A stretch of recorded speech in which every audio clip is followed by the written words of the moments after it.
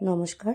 আজকে নিয়ে চলে এসেছি অয়েল ফ্রি একটা চিকেনের রেসিপি, যেটা আপনি আপনার ডায়েটেও আরামসে খেতে পারেন। তো এই রেসিপিটার জন্য আমি এখানে 1 কিলো 200-র মতো চিকেন নিয়েছি। আমার এখানে চিকেনের পিসগুলো বেশ বড়। আপনারা চাইলে মিডিয়াম বা স্মল পিসেও করতে পারেন, বাট প্রেফারেবল যদি উইংস বা লেগ পিসে করেন তাহলে খুব খেতে এটা খুব জুসি হবে। তো যেটা আমি প্রথমে এখানে দিয়ে দিচ্ছি সেটা হচ্ছে আমুলের ফ্রেশ ক্রিম। আর আমুলের ফ্রেশ ক্রিম ছাড়াও এখানে যে মশলাগুলো লাগবে সেগুলো খুব বেসিক মশলা। তো এখানে লাগবে হচ্ছে জিরে গুঁড়ো, ধনে গুঁড়ো, হলুদ গুঁড়ো, শুকনো লঙ্কার গুঁড়ো, অরিগ্যানো, চিলি ফ্লেক্স, কাসুরি মেথি, আর এছাড়া টক দই।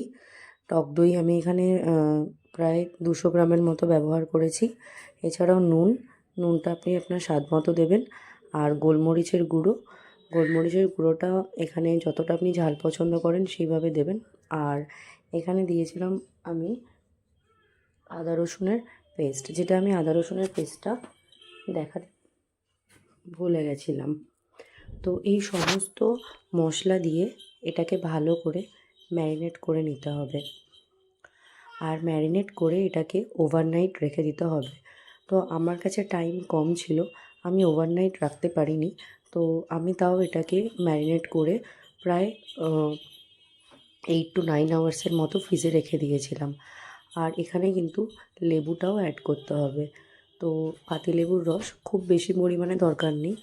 একটা মানে এখানে আমি যেহেতু 1 কিলো 200 গ্রাম চিকেন নিয়েছি, তাতে আমি একটা পাতিলেবুকে চিপে তার জুসটা ইউজ করেছি। তো এখানে ভালো করে সব কিছু মাখানোর পরে এবার আমি এটাকে ফ্রিজে রেখে দেবো। আর হ্যাঁ, যেটা বলতে ভুলে গেছিলাম সেটা হচ্ছে অয়েল। খুব সামান্য পরিমাণে অয়েল এখানে আমি ইউজ করব।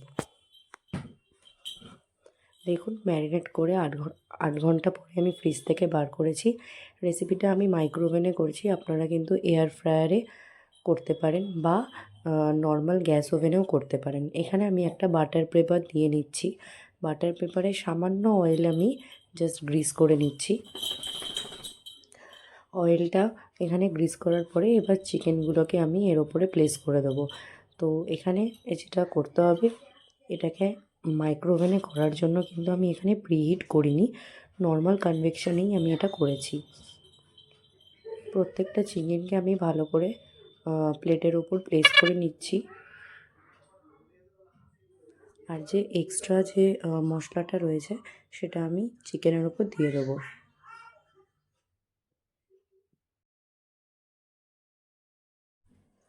চিকেনটা ভালোভাবে এখানে আমি প্লেস করে দেওয়ার পরে এক্সট্রা যে গ্রেভিটা বাটিতে রয়েছে সেটা পুরোটাই এর ওপরে দিয়ে দিলাম।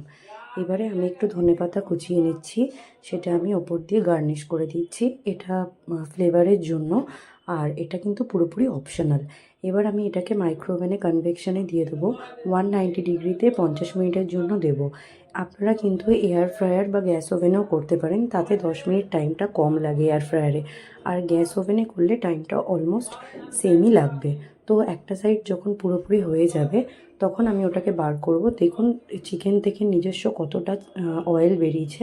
আর যে গ্রেভিটা ছিল সেটা আমি অপোজিট সাইডে ভালো করে লাগিয়ে দিয়ে আবার চিকেনটাকে আমি মাইক্রোওভেনে দিয়ে দিচ্ছি কনভেকশানে, বাট তখন আমি 10 থেকে 15 মিনিটের জন্য দেব। এবার এটা হয়ে গেছে, এবার কিন্তু এটা পুরোপুরি রেডি। আপনারা এই রেসিপিটা বাড়িতে অবশ্যই ট্রাই করবেন আর আমাকে জানাবেন যে এটা কেমন লাগলো। Thank you. আর এটা ভীষণ হেলদি একটা রেসিপি।